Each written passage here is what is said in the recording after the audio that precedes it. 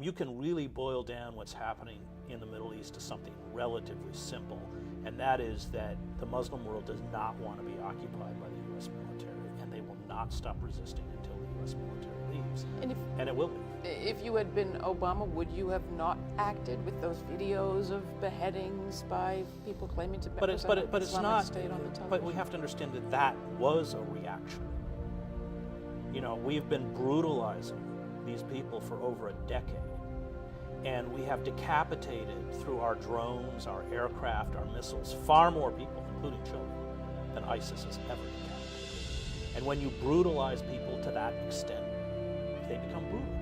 You see that eruption of brutality, but you don't see all the times they stood over the rubble of homes and saw the bodies of women and children and elderly over and over, day after day.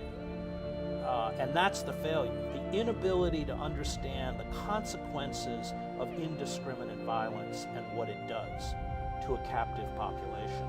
So if you don't have an air force, then you have a symbol of imperial superpower in the form of captured journalists like Foley and a knife. But there is no moral difference between a beheading by ISIS and a drone strike.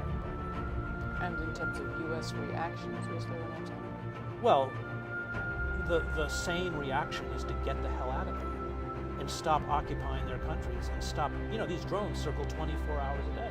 It's 24 hours a day of terror, because you know at some point somebody's, you know, some wedding party or something is going to get blasted to smithereens. What any state at war seeks to do is paint those who oppose them as barbarians, as uncivilized, as animals, without understanding that if we were in that position, many of us would not react any differently.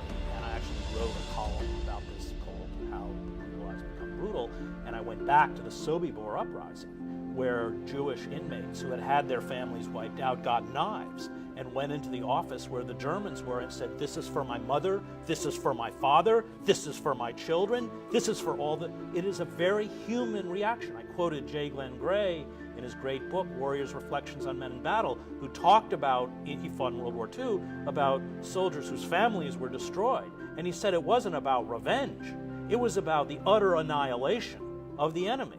And that is what we're seeing in ISIS. What we don't see is that we caused it.